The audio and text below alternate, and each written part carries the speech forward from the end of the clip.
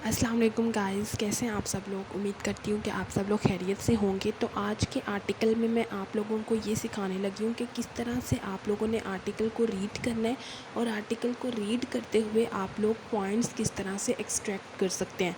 क्योंकि आज के आर्टिकल में मैं जैसे जैसे आर्टिकल रीड कर रही थी वैसे ही मैं पॉइंट्स को एक्सट्रैक्ट करती जा रही थी, जो इम्पॉर्टेंट पॉइंट्स लग रहे थे या जो मुझे लग रहा था कि ये रिलेटेड टू टॉपिक हो सकते हैं। क्योंकि अफ़गानिस्तान का टॉपिक जो है वो एक बहुत ज़्यादा हॉट टॉपिक बना हुआ है।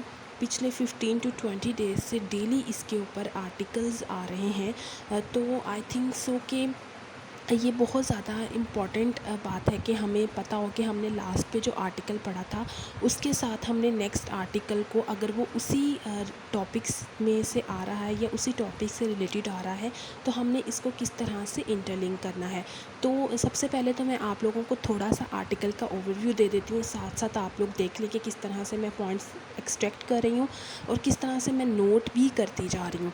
तो बेसिकली ये रीजनल अप्रोच के बारे में उन्होंने बताया है। रीजन के अंदर जो जितने भी कंट्रीज़ हैं उन्होंने क्या रोल प्ले किया है अफ़गानिस्तान की स्टेबिलिटी के लिए, और तालिबान ने उसका कितना ज़्यादा नेगेटिव रिस्पॉन्स दिया है अपने हमलों के साथ, जो उन्होंने रीसेंट हमले किए हैं अफ़गानिस्तान के ऊपर।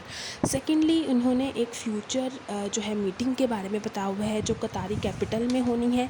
इसके अलावा तालिबान की वायलेंस बताई हुई है और उस वायलेंस का इम्पेक्ट बताया हुआ है।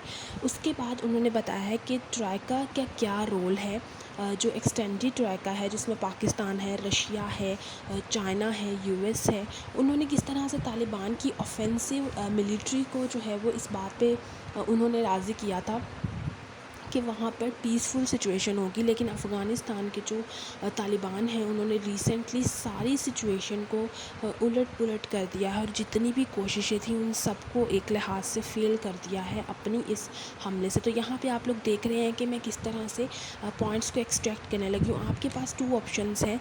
अगर आप लोगों के पास कोई रजिस्टर है तो उसके ऊपर आप लोग इस टॉपिक से रिलेटेड पहले भी लिख रहे हैं तो आप लोग लिख सकते हैं। लेकिन मेरी स्ट्रैटेजी थोड़ी ये होती है कि मुझे ज़रा पॉइंट्स को समझना पड़ता है और फिर उसके बाद मैं पॉइंट्स को सेपरेट भी लिख लेती हूँ, और उस जो न्यूज़पेपर है उसका उतना जो पार्ट है उसको तोड़ के फिर मैं वहाँ पर जो है वो स्टैपल भी कर लेती हूँ। तो यहाँ पर मैंने जो है वो कुछ इंपॉर्टेंट पॉइंट्स लिखे हैं, आप लोग देख रहे होंगे जो मैंने आप लोगों को अभी बताए हैं। और इनके अलावा जो है मुझे जो भी पॉइंट्स इम्पॉर्टेंट लगे वो मैंने लिखे। लेकिन ये भी है कि पूरे आर्टिकल में ज़रूरी नहीं होता कि सारे का सारा आर्टिकल ही इम्पॉर्टेंट हो। आपने जस्ट ओपिनियन को देखना होता है और ओपिनियन से अपनी वर्डिंग में इंफॉर्मेशन जो है वो एक्सट्रैक्ट करनी होती है। As you people are watching this कि मैं जो यहाँ पर लिख रही हूँ तो आप लोग इसे देख लीजिए कि मैं इसमें से कौन सी इन्फॉर्मेशन एक्सट्रैक्ट कर रही हूँ।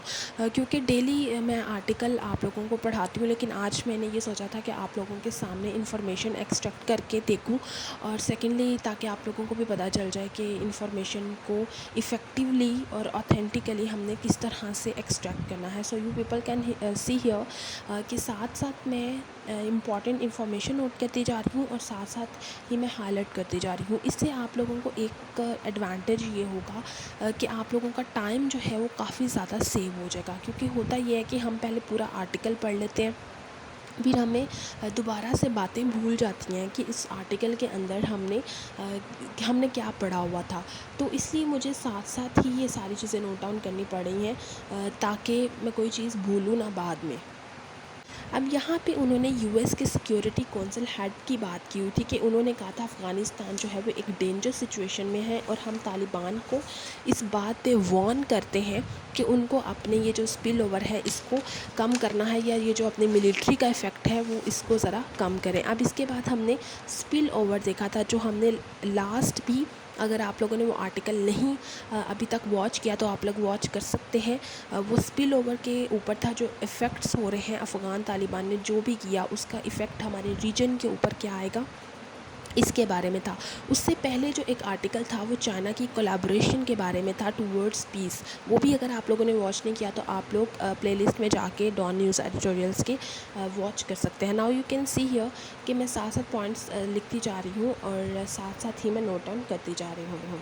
سو اٹس دا بیسٹ اسٹریٹجی، کیونکہ نیوز پیپر کی اوپینین جو ہے وہ ہماری ایک امپورٹنٹ تھنگ ہے، لیکن اس کا مطلب یہ بھی نہیں ہے کہ ہم ٹو ورڈ جو ہے وہ اس چیز کو لکھتے جائیں. تو اب جو ہے آرٹیکل ختم ہونے والا ہے. جو بھی میں نے اس کے اندر پوائنٹس لکھے ہیں آپ لوگ وہ دیکھ لیجیے گا، وہی پوائنٹس مین پوائنٹس ہوں گے. اس کے علاوہ جو ہے وہ اتنا زیادہ ڈسکشن کرنے والی بات نہیں ہوگی، کیونکہ وہ جرنل بات ہے اور یہ جو ہے یہ اسپیسیفک ہے، یہ جو ہے امپورٹنٹ بات ہے.